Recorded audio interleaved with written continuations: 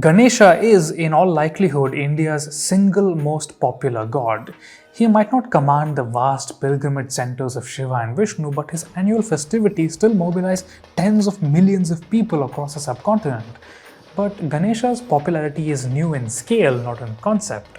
As a remover of obstacles, his history extends for nearly 2000 years and encapsulates surprising historical and religious developments across Asia. I'm Anirudh Kanisetti, historian and author of Lords of the Deccan. Welcome to Thinking Medieval, where every week we tell you something new about our complex, innovative past. Always feel free to check out our research and citations below, and remember that we're all figuring out how to think about our messy, bloody, dazzling history. Now, despite his popularity, it's unclear exactly what Ganesha's origins actually are.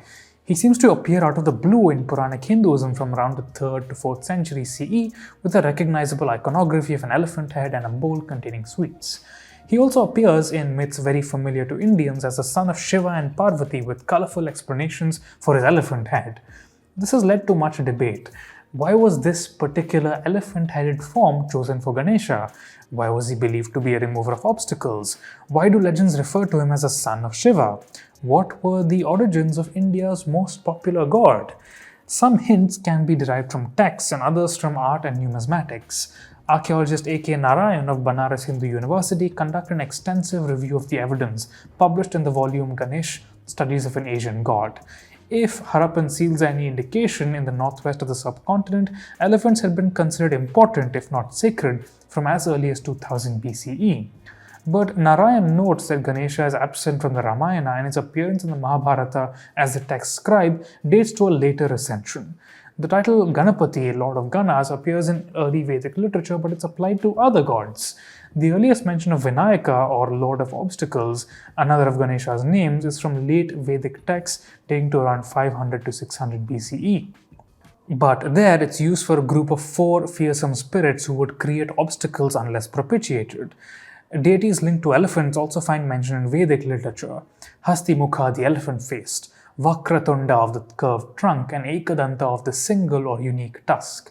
But they don't seem to have been assimilated into a single god and weren't a major part of Brahmanical religion. There was, however, more happening in the background, which is not visible to us through Vedic texts. There was a thriving worship of elephant-shaped deities in northern India for centuries before the proper emergence of Ganesha. And other powers were more than willing to acknowledge popular gods, even if the Vedic schools were not. Buddhists, for example, claimed that a white elephant had pierced the womb of the mother of Siddhartha Gautama, the Buddha. In their Jataka legends, the Buddha has an elephant in multiple earlier births. And in Pali texts, devotees of a sacred elephant are mentioned alongside the worshippers of Vasudeva, the future Krishna, Indra, Surya, and various other nature deities. And around 250 BCE, when the Mauryan Emperor Ashoka was raising edicts through the Gangetic plains, he mentioned festivals to a certain Gajatame, or supreme elephant. More on Ashoka in this video here. Now, meanwhile, in the northwest, an elephant-headed god was beginning to take iconic form. Near present-day Kabul, a mountain deity was worshipped with the name of Pilushara, or elephant essence. As the Indo-Greeks consolidated power there in subsequent centuries, more in this video here, they began to think of elephants as a symbol of success, depicting themselves wearing elephant helmets. And when they came under assault from the Yuezhi, or the future Kushan Empire, around 50 CE, they tried to appeal to the sacred elephant's popularity. The last Indo-Greek king, Hermaios, issued multiple coins with himself on the obverse and enthroned Zeus, which was the king of the Hellenic gods, on the reverse.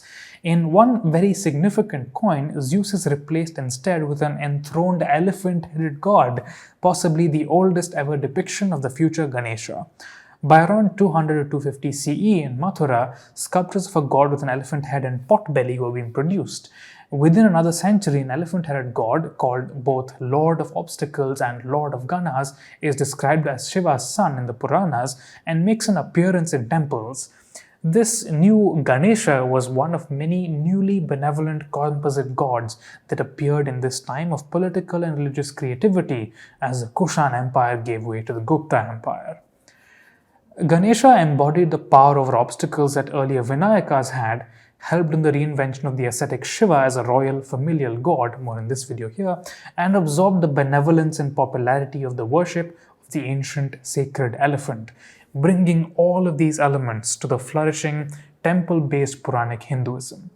Similar divine gentrification also took place with Skanda and with fierce goddesses called the Saptamatrikas. The Ganesha we can recognize today had crystallized, but his story had just begun. As with Ganesha's origins in India, it's not clear how exactly he arrived in Southeast Asia. Quite abruptly from 550 to 600 CE, Ganesha sculptures appeared in Cambodia and Thailand. Around this time, Ganesha spread throughout South Asia, laying the foundations for his present-day popularity. It appears that there was an exchange of Puranic Ganesha-related ideas between South and Southeast Asia at an early stage, but thereafter the evolution of the god followed very different trajectories in these regions, questioning the notion of Southeast Asia simply following Indian innovations. As various forms of Hinduism developed in mainland Southeast Asia, more in this video here, Ganesha was propitiated at the start of all rituals, so his role as the Lord of Obstacles took firm root. In Cambodia especially, Ganesha was treated as a major god capable of granting moksha or ultimate liberation to his devotees, something that in the Indian subcontinent was mostly associated with Shiva and Vishnu. In Cambodia, temples were also erected exclusively for Ganesha, whereas in medieval India, he was generally depicted in sculptural niches as a minor god. Mainland Southeast Asians also did not take to Ganesha's rat vehicle which he gained in India. He is never shown dancing or in familial scenes with Shiva and Parvati, though both of these forms grew very popular in India through the medieval period. In island Southeast Asia, the dancing Ganesha was known, but not in a form that we might expect. By the 14th to 15th century CE, Java saw the development of a truly unique religion, a melding of Tantric Buddhism and Shaivism. The king Kritanagara, an avid tantric practitioner, mentions in his inscriptions that he performed an esoteric rite called the Ganachakra, a nocturnal ritual in a burial ground.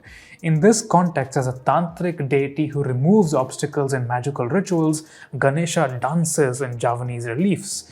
He's also depicted crowned with skulls and sitting upon thrones of skulls, both symbolic of his appropriation into tantric religion. Pre-modern deities were not static and continually evolved in response to the societies they belonged to. The story of Ganesha in particular is tied to many regions, many innovations, and many ways of seeing the world. What we've seen so far was just one strand of Ganesha's evolution, the southern trajectory of this ever-creative god. In Tibet and China, he would take on altogether darker tantric forms, whereas in Japan, he evolved into a unique twin form with a male and female aspect. We'll see more of these in future editions of Thinking Medieval. If you have questions or comments, we'd love to hear that. Follow us everywhere on social media. You can find me on Instagram at Anirudh and at Connected Histories and on Twitter at Kanisetti. We'll see you next week.